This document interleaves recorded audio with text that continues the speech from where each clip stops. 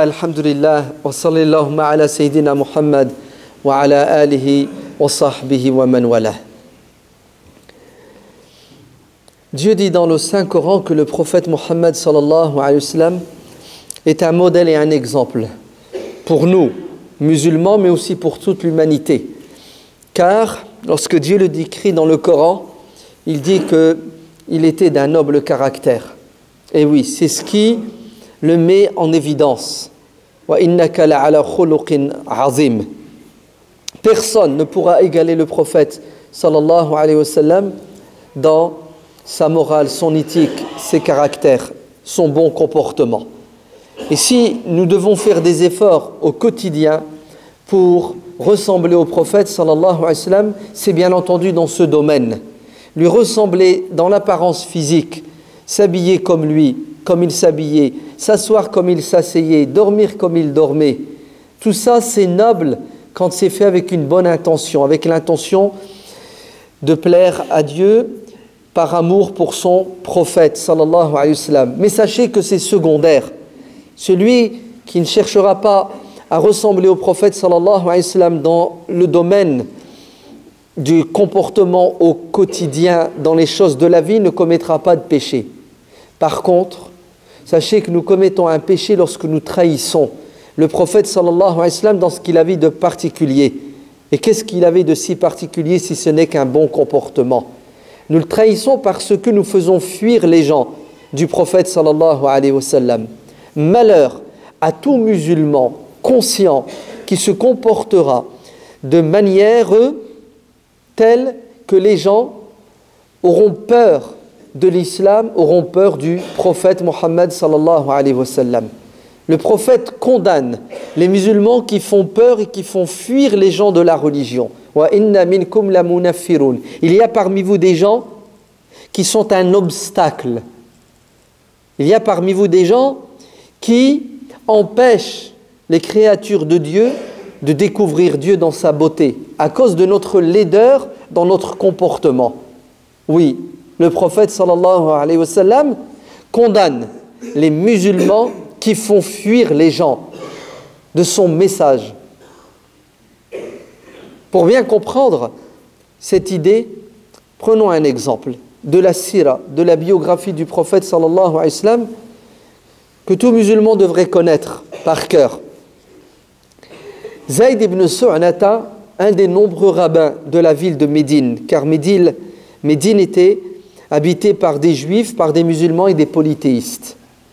Zayd ibn Su'nata raconte, il dit que j'ai observé le prophète Mohammed sallallahu alayhi wa sallam avec comme intention de voir s'il correspondait à la description qui est dans nos livres, c'est-à-dire l'Ancien Testament, le Talmud. Chez les Juifs, il y a une croyance qui est la suivante: vers la fin des temps, un prophète viendra pour sauver l'humanité. Il l'appelle le Messie, El-Masih. Et comme le prophète sallallahu alayhi wa sallam s'est autoproclamé le Messie, le dernier des prophètes, ce rabbin juif était soucieux de voir si le prophète sallallahu alayhi wa sallam était réellement le prophète. Il avait un esprit très critique, Zayd ibn Su'nata. Il ne voulait pas croire sans avoir les preuves. Ainsi, qu'est-ce qu'il a fait? Il a observé le prophète. Il l'a observé pendant des jours, et il dit que toute la description du dernier des messagers qu'il a dans ses références bibliques correspond au prophète Mohammed sallallahu alayhi wa sallam. Le prophète Mohammed correspond à cette description. Si ce n'est qu'il ne voyait pas en lui deux nobles caractères. Ces deux nobles caractères sont les suivants. Ouvrez bien vos oreilles, ils sont fondamentaux. Le prophète sallallahu alayhi wa sallam, quand on lui faisait du mal, il ne répondait pas au mal par le mal. Le prophète sallallahu alayhi wa sallam savait pardonner à ses amis, mais aussi à ses ennemis. Savait pardonner à ceux qui fautaient en connaissance de cause et à ceux qui fautaient par ignorance. Ainsi, il était pardonneur. Comme Dieu lui dit dans le Coran, idfa' billati hiya ahsan. Quand on te fait du mal, fais le bien ton ennemi deviendra ton ami. Fais du bien à ton ennemi afin que tu le rapproches de la vérité. Et secondo, plus tu le provoques, moins il réagit. Le dernier des prophètes ne tombait pas dans la provocation. Si tu lui tends un piège et tu le pousses à quoi? À se mettre en colère, à s'emporter, à perdre la raison et à dire et à faire n'importe quoi, ben c'est impossible. Le dernier des prophètes ne tombait pas dans cet égarement moral. Ainsi, Zayd va tester le prophète sallallahu alayhi wa sallam. Il dit qu'il le suivait, qu'il l'observait, et un jour, l'occasion s'est prêtée. Un bédouin vient solliciter la générosité du prophète sallallahu alayhi wa sallam. Et le prophète de lui dire, il faut que tu patientes, car les caisses de l'État sont vides. Trésor public, il n'y a plus un sou. Alors tu dois attendre. Zayd saisit l'occasion pour dire, Ya Muhammad, j'ai de l'argent, est-ce que tu veux que je te le prête? Et le prophète sallallahu alayhi wa sallam lui dit, avec plaisir Zayd, nous avons besoin d'argent pour aider et sauver les gens. Et Zayd va ramener son argent, il va le prêter au prophète avec la condition suivante, c'est que le prophète devra lui rendre l'argent dans un mois. Le prophète sallallahu alayhi wa sallam s'engage, il donne sa parole, et c'était un homme de parole. Le bédouin rentre chez lui avec l'argent, tout heureux. Avant la fin du mois, 2-3 jours avant la fin du mois, Zayd attend que le prophète sorte de la mosquée et il l'interpelle violemment. Il le tire par sa cape et se met à l'insulter et à le traiter de voleur en lui disant « Rends-moi l'argent que je t'ai prêté, vous êtes tous les mêmes, les fils de Abd al-Muttalib, vous êtes des voleurs, des menteurs et des tricheurs. » Avec violence, avec véhémence, avec haine. Le prophète sallallahu alayhi wa sallam se retourne et il sourit à Zayd ibn Su'nata. Le problème, ce n'est pas le prophète. Le problème, ce sont les musulmans qui prétendent aimer le prophète et qui prétendent le prendre comme modèle et exemple et qui sont souvent prisonniers de leurs passions et de leurs sentiments. Et ils oublient la raison et au-dessus de la raison, ils oublient la révélation. L'être humain, vous savez, quand il agit ou quand il réagit, il y a 3 niveaux. C'est soit il agit, il réagit sous l'effet de l'émotion, l'amour, la haine, la colère, la faiblesse, l'émotion.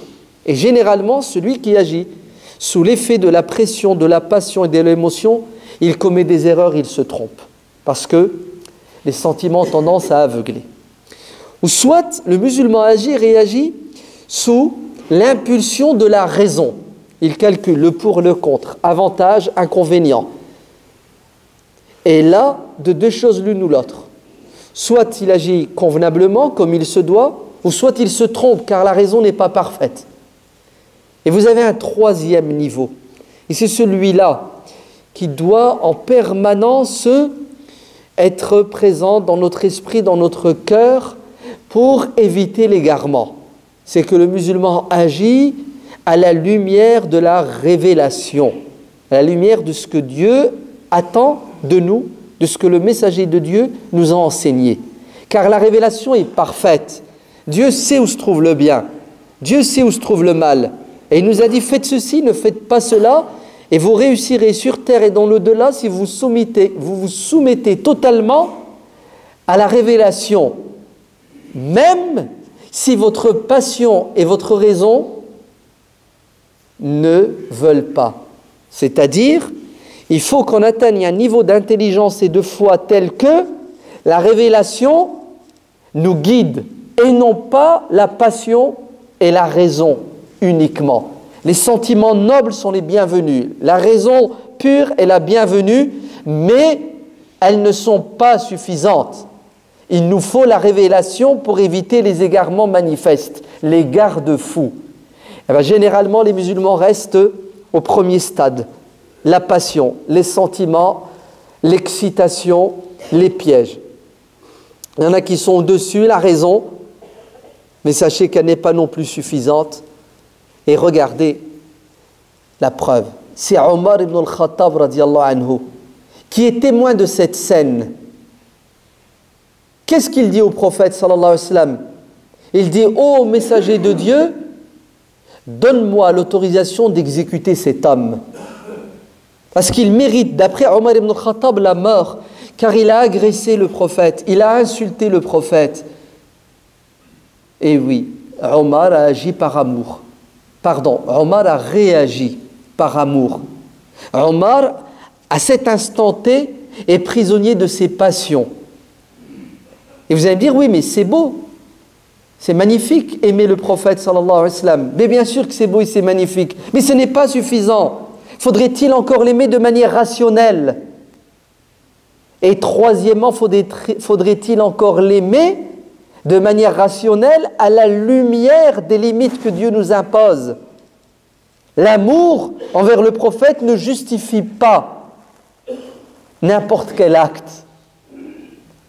Omar ibn al-Khattab, par amour pour le prophète sallallahu alayhi wa sallam, tombe dans le piège de Zayd ibn Su'nata. Car Zayd ibn Su'nata a tendu un piège au prophète. Il veut tester le prophète. Et Omar, pris par la passion, n'a pas vu le piège. Qu'est-ce que le prophète sallallahu alayhi wa sallam va lui dire?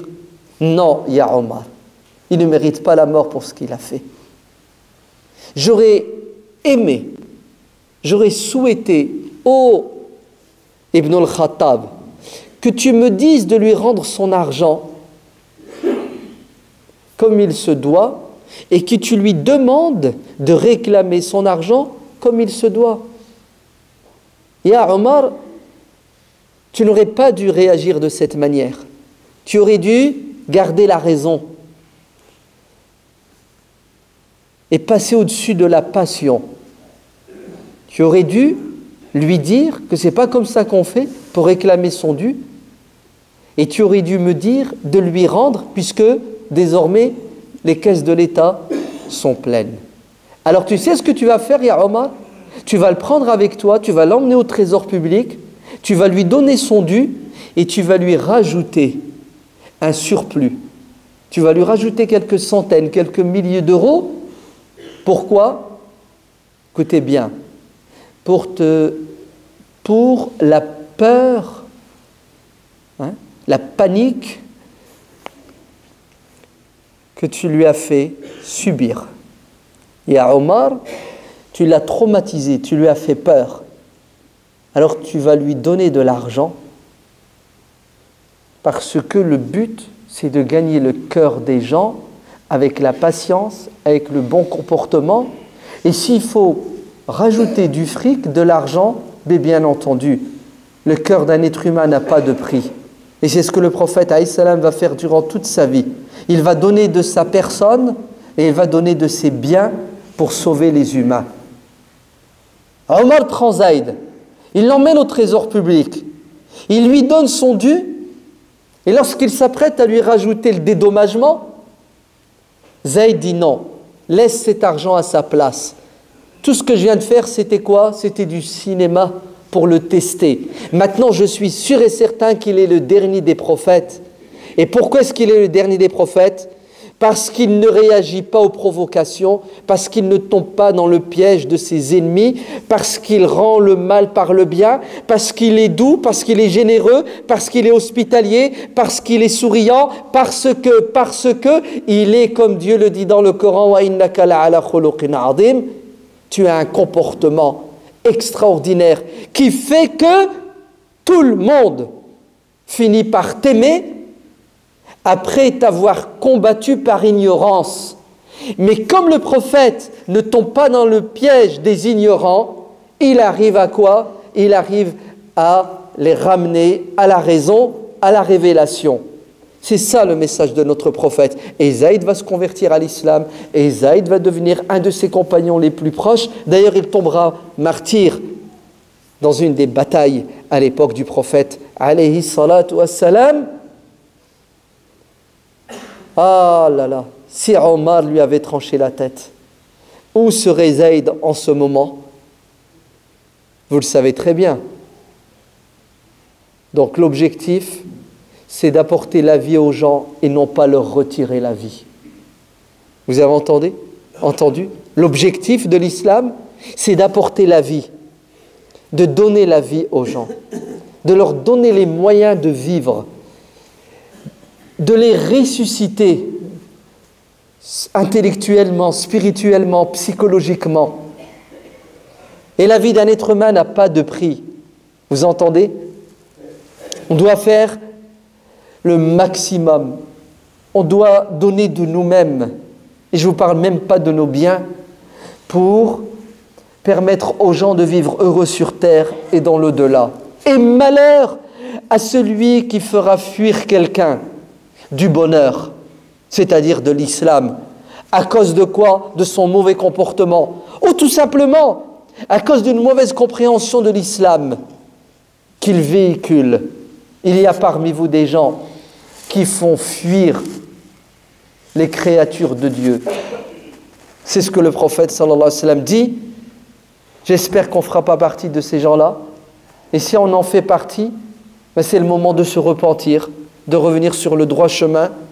Et effectivement, de prendre le prophète comme exemple, de suivre sa sunna et de la suivre dans ce qu'elle a de plus beau, c'est-à-dire le savoir-vivre. Allahumma hdina wa hdi bina waj'alna sababan liman ihtada. Allahumma arham mawtana. Allahumma ighfir lil mu'minina wal mu'minat al-ahya'a minhum wal amwat.